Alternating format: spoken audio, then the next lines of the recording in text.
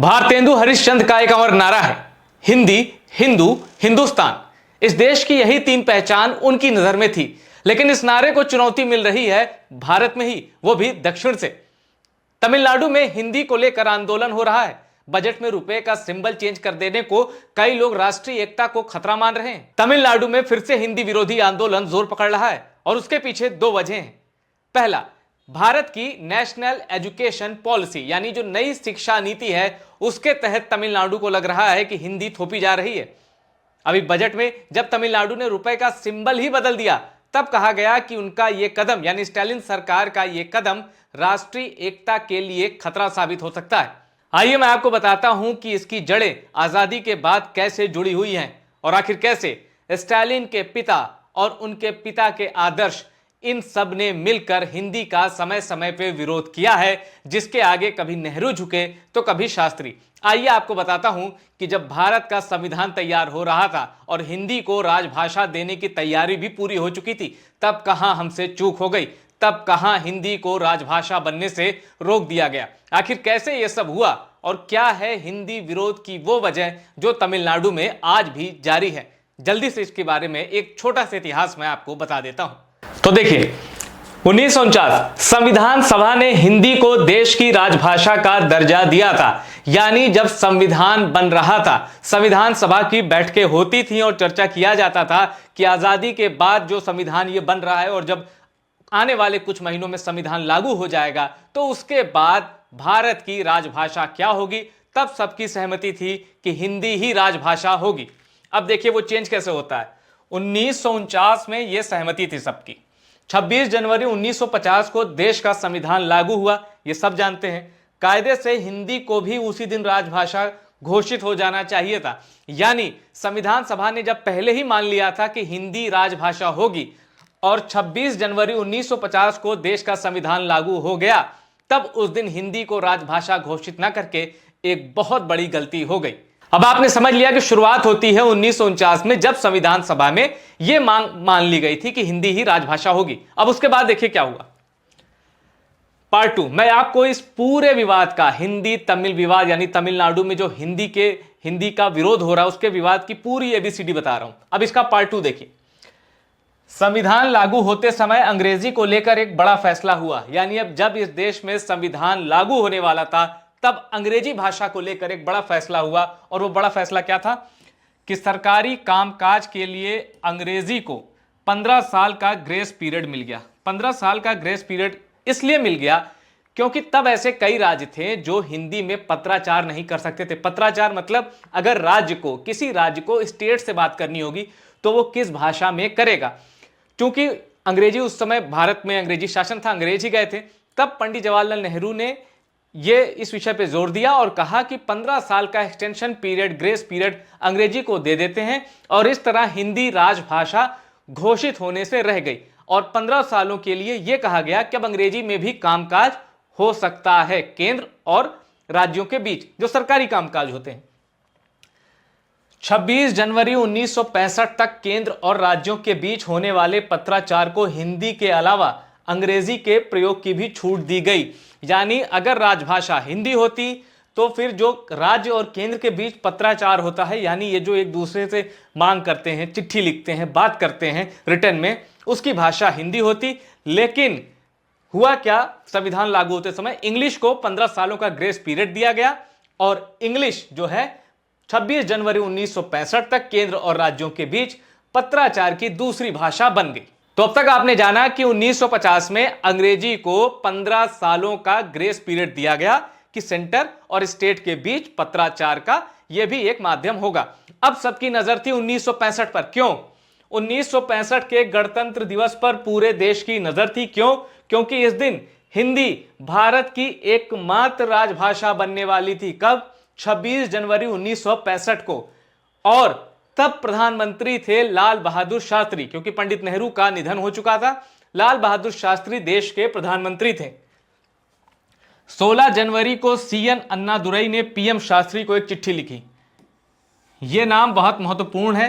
South में इनके बहुत बड़े फॉलोअर हैं और जो आज की डीएमके है उसकी स्थापना इन्होंने की थी, क्योंकि पहले एक पेरियार एक मूवमेंट चलाते थे।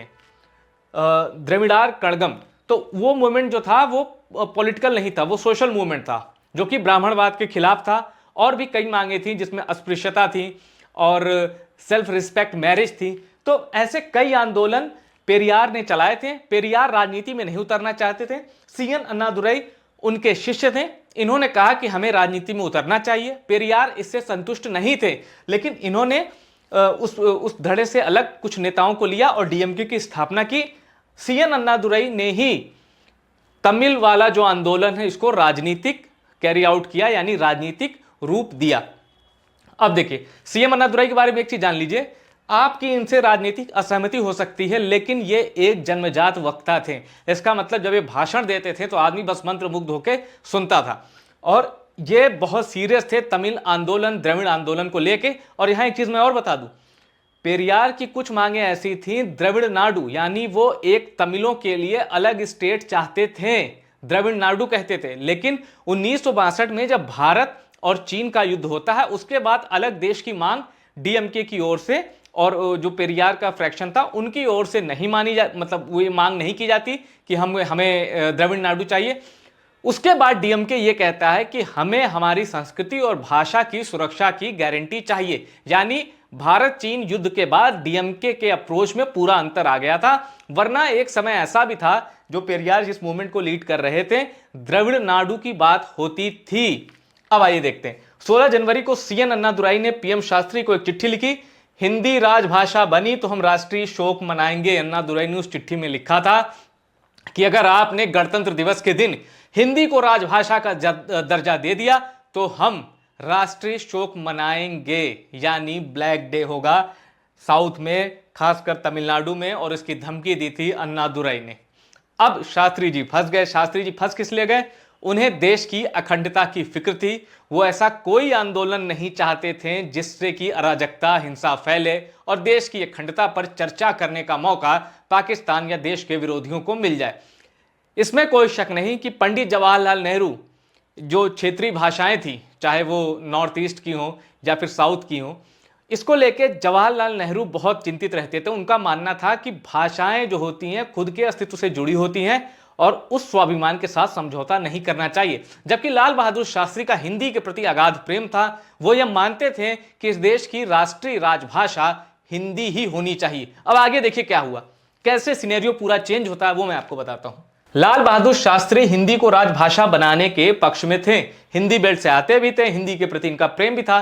तो यह स्वाभाविक है, लाल बहादुर शास्त्री का बस चलता तो राजभाषा का दर्जा हिंदी को मिल जाता। विरोध में डीएमके ने तमिलनाडु में उग्र आंदोलन खड़ा कर दिया। मद्रास प्रेसिडेंसी, तमिलनाडु। डीएमके ने विरोध में उग्र आंदोलन खड़ा कर दिया, यानी कि छात्र हो या फिर वर्किंग सोसाइटी हो, सबने खुद को तमिल अस्मिता से जोड़ा और तमिल को, तमिलनाडु यानी वो जो तमिल भाषी इलाका था, उसको ऐसे वहां यह आंदोलन उग्र हो गया। उग्र हो गया इसका मतलब पुलिस से हिंसक क्लैश हुई, यानी कि जो डीएमके के समर्थक थे ये हिंदी को राजभाषा बनाने के विरोध में प्रदर्शन करने लगे और वो प्रदर्शन उग्र हो गया। हिंदी किताब और हिंदी में लिखे संविधान की प्रतियां भी जलाई गईं, यानी हिंदी के प्रति नफरत इतनी थी कि हिंदी में लिखे संविधान को भी जला दिया गया। जी हां, यह सब कोट हुआ है उस समय के अखबारों में और कई क्रेडिबल सोर्सेस के हवाले से यह मैं कह रहा हूं कि उस समय जब डीएमके ने हिंदी विरोधी आंदोलन शुरू किया था, तब हिंदी किताबों को जलाया गया और संविधान की वो किताबें जो हिंदी में थी उनको भी जलाया गया। रेलवे स्टेशन, बस अड्डे, स्मारकों पर लिखे हिंदी नाम पर कालिक पोती गई। यह हालांकि हम कई जगह देख चुके हैं, जब भी भाषा को लेकर कोई आंदोलन होता है तो सबसे पहले जो रेलवे स्टेशन होते हैं, साइन बोर्ड होते हैं या फिर बस स्टेशन होते हैं, वहाँ जो हिंदी में नाम लिखे होते हैं या किसी भाषा के लिखे होते हैं, तो उनको सबसे पहले उस पर कालिक पोत के उसको हटाया जाता है, अपना विरोध जताया जाता है। जैसा कि हम साउथ के कई और राज्यों में देख चुके हैं। हमने हाल ही में देखा कि कैसे कर्नाटक में भी इस तरह की तस्वीरें सामने आई थी। हिंदी विरोधी आंदोलन कर्नाटक में भी तेज हुआ था। आत्मदाह की घटनाएं हुई, पुलिस से हिंसक झड़प हुई। आत्मदाह की घटनाएं यानी कि तमिल स्वाभिमान को लेकर कुछ लोगों ने आत्मदाह किया, कुछ ने खुदकुशी की और उसके पीछे जो वजह बताई गई वो ये कि वो हिंदी को थोपने के खिलाफ हैं, वो तमिल भाषा को ही तमिलनाडु में पत्राचार यानी स्टेट और सेंटर के बीच की जो भाषा है तमिल, उससे कोई छेड़छाड़ न की जाए। और सबसे बड़ी बात यह थी कि तमिलनाडु का जो स्टूडेंट होगा उस पर जबरदस्ती हिंदी ना थोपी जाए, वो इंग्लिश भी पढ़ेगा और दूसरा मीडियम होगा तमिलनाडु। हिंदी कोई मीडियम नहीं होगा वहां स्टडी का, यानी कि वहां के स्कूलों में इंग्लिश और तमिल तो चल सकती है लेकिन हिंदी नहीं चल सकती, हिंदी नहीं थोपी जाएगी, ऐसी मांग थी। और इसको लेकर वहां आत्मदाह और सुसाइड की कई घटनाएं भी हुई थी डीएमके के उस मूवमेंट के दौरान। अब इसके आगे क्या होता है देखिए, बड़ा इंटरेस्टिंग है। इसके आगे की जो हैपनिंग है, जो घटनाक्रम है, वो बहुत इंटरेस्टिंग है। हिंदी को राजभाषा का दर्जा दिया जाए या नहीं, इसको लेकर कांग्रेस खुद दो खेमे में बट गई थी, क्योंकि उस समय जो के कामराज से साउथ से आते थे, कांग्रेस अध्यक्ष भी थे, बड़े प्रभावशाली नेता थे और कांग्रेस में हिंदी भाषी भी बहुत लोग थे, तो जाहिर सी बात है हिंदी को राजभाषा बनाया जाए या नहीं, इसको लेकर डिवीजन हो गया, मानसिक डिवीजन। मतलब कि मानसिक विचारों के तौर पर वो अलग अलग थे, पार्टी में कोई फूट नहीं पड़ी थी। हड़बड़ी में हिंदी को राजभाषा बनाने से देश की अखंडता को खतरा बताया गया। यह बेंगलोर में एक मीटिंग हुई थी जिसमें कांग्रेस के सारे दिग्गज नेता जुटे थे और वहां इसको लेके फैसला हुआ। तब ये पता चला लोगों को, जो रिपोर्ट मिल रही थी कांग्रेस के नेताओं को, उनको ये पता चला कि अगर जल्दबाजी में हमने हिंदी को राजभाषा घोषित कर दिया गया, तो अगर हमने कर दिया तो इसके बाद हिंसा है वो तेज हो सकती है, जिससे भारत की अखंडता को खतरा होगा। अब हड़बड़ी तो होनी नहीं चाहिए, क्योंकि 1950 में ही जिक्र किया गया था कि 15 साल का इंग्लिश को ग्रेस पीरियड देंगे और उसके बाद राजभाषा घोषित किया जा सकता है, यानी हड़बड़ी का यहां कोई सेंस नहीं था। लेकिन फिर भी कांग्रेस के लोग रुक गए। मोरारजी देसाई ने कहा कि 1950 में ही हिंदी को राजभाषा क्यों नहीं बनाया, यानी जब संविधान लागू हुआ तब हिंदी को राजभाषा क्यों नहीं, हिंदी को राजभाषा का दर्जा दे दिया गया। यह किसने कहा? मोरारजी देसाई ने। कट्टर गांधीवादी थे, खुद हिंदी इनकी मातृभाषा नहीं थी क्योंकि गुजरात से आते थे, लेकिन फिर भी ये मानते थे कि सिर्फ हिंदी ही भारत में संपर्क भाषा का काम कर सकती है। मोरारजी देसाई का मानना था कि भारत का एक कोना दूसरे कोने से सिर्फ हिंदी से ही जुड़ सकता है, या हिंदी थोड़ा बेटर ढंग से उस कोने को जोड़ सकती है। सिंपल भाषा में कहें तो भारत के एक कोने को दूसरे कोने से जोड़ने के लिए जो सबसे प्रभावी भाषा है वो मोरारजी देसाई की नजर में हिंदी थी। राष्ट्रीय एकता की भावना में क्षेत्रीय भावना नहीं आनी चाहिए। मोरारजी देसाई का कहना था कि जब हम राष्ट्र को सोचते हैं तब हम क्षेत्रीय भावना नहीं आनी चाहिए, क्षेत्रवाद नहीं आना चाहिए जब राष्ट्र की बात होती है। इस इनका कहने का जो सिनॉप्सिस है मैं आपको बता देता हूं। सार ये है कि जब हिंदी अगर राजभाषा हो गई तो इसका मतलब वो राष्ट्र की भाषा हो गई। अब कोई चीज अगर राष्ट्र की हो गई यानी कि उसके साथ नेशनल इंटेग्रिटी जुड़ गई, तब फिर हम क्षेत्रीय बात लेके, क्षेत्रीय स्वाभिमान लेके, क्षेत्रीय वर्चस्व लेके हम राष्ट्र की किसी चीज को क्लैश नहीं कर सकते। यानी कि अगर हिंदी राजभाषा है तो फिर मैं क्षेत्रीय भाषा को कैसे कहूं कि हिंदी से अच्छी ये भाषा है, या इस तरह की भावना को मोरारजी देसाई कोट कर रहे थे कि क्षेत्रीय भावना, राष्ट्रीय एकता की भावना में क्षेत्रीय भावना नहीं आनी चाहिए। अब उसके बाद देखिए क्या होता है। 11 फरवरी 1965 को मद्रास के 2 केंद्रीय मंत्रियों ने इस्तीफा दे दिया। 11 फरवरी 1965 को मद्रास से, जो कांग्रेस की सरकार थी, पूर्ण बहुमत की सरकार तब होती थी, लेकिन विरोध के तौर पर मद्रास से 2 केंद्रीय मंत्रियों ने इस्तीफा दे दिया, ये जताते हुए कि भाई ये जो आप हिंदी को लेकर जो आपका फेवरेटिज्म है उसके खिलाफ हम हैं, और तमिलनाडु में जो डीएमके का मूवमेंट है उसके हम साथ हैं, और इसके लिए हम केंद्र सरकार से विरोध जताते हुए इस्तीफा देते हैं। ऑल इंडिया रेडियो पर पीएम शास्त्री ने सरकार का पक्ष रखा। शास्त्री जी बहुत कुछ सोच के गए थे और उन्होंने तब पूरे देश को संबोधित करने का सबसे बेस्ट मीडियम होता था ऑल इंडिया रेडियो पे शास्त्री जी गए और वहां से उन्होंने वो ऐलान किया जिसके बाद से ये विवाद, आप कहें कि तात्कालिक जो संकट था वो खत्म हो गया, पर आज भी ये विवाद जारी है। सरकारी भाषा के तौर पर अंग्रेजी तब तक जारी रहेगी जब तक लोग ऐसा चाहेंगे, ये शास्त्री जी ने कहा। लोग ऐसा चाहेंगे इसका मतलब है राज्यों के जो सीएम होंगे, राज्यों में जिसका भी शासन होगा, जब तक वो चाहेंगे तब तक सरकारी भाषा के तौर पर अंग्रेजी जारी रहेगी। अच्छा, इंग्लिश से किसी को कोई दिक्कत नहीं थी। पीएम शास्त्री ने देश के लोगों को भाषा विवाद पर 5 आश्वासन दिए। यानी जब ऑल इंडिया रेडियो पर शास्त्री जी आए और उन्होंने देखा कि भाषा को लेकर इतना विवाद पूरे देश में खड़ा हो रहा है, तब उन्होंने भाषा को लेकर 5 आश्वासन, यानी आज के संदर्भ में मैं कहूं तो शास्त्री जी ने भाषा को लेकर 5 गारंटी दी। अब वो 5 गारंटी क्या है मैं आपको बताता हूं। तो भाषा विवाद पर प्रधानमंत्री शास्त्री की 5 गारंटी। पहली गारंटी, हर राज्य को यह अधिकार होगा कि वो अपनी पसंद की किसी क्षेत्रीय भाषा या अंग्रेजी में कामकाज कर सकता है। यानी हर स्टेट को इन्होंने छूट दे दी कि या तो वो अंग्रेजी में सरकारी कामकाज करेगा या फिर वो उस क्षेत्रीय भाषा में, जैसे ओडिशा का होगा तो उड़िया में, गुजरात का होगा तो गुजराती में कर सकता है अपना काम, सरकारी कामकाज, तमिल का है तो तमिलनाडु का है तो तमिल भाषा में कर सकता है, कर्नाटक का है तो कन्नड़ में कर सकता है, केरल का है मलयालम में, तो इस तरह आंध्र का है तो तेलुगु में। यानी इस तरह राज्यों को छूट दे दी गई कि वो अपनी पसंद की किसी क्षेत्रीय भाषा में या अंग्रेजी में कामकाज कर सकते हैं। दूसरा, लाल बहादुर शास्त्री ने दूसरी गारंटी क्या दी? एक राज्य से दूसरे राज्य के बीच होने वाले पत्राचार या तो अंग्रेजी में होंगे या फिर किसी क्षेत्रीय भाषा के साथ उसका प्रामाणिक अंग्रेजी अनुवाद दिया जाएगा। यानी अगर इंग्लिश में आप पत्राचार कर रहे हैं तो ठीक है, लेकिन अगर आपने क्षेत्रीय भाषा चुनी तो एक अंग्रेजी का उसका जो एक सबसे अच्छा अनुवाद होगा, सटीक अनुवाद, प्रामाणिक अनुवाद, उसकी कॉपी भी भेज दीजिएगा। तीसरा आश्वासन, गैर हिंदी भाषी राज्य स्वतंत्र होंगे कि वे केंद्र के साथ अपना पत्राचार अंग्रेजी में करें।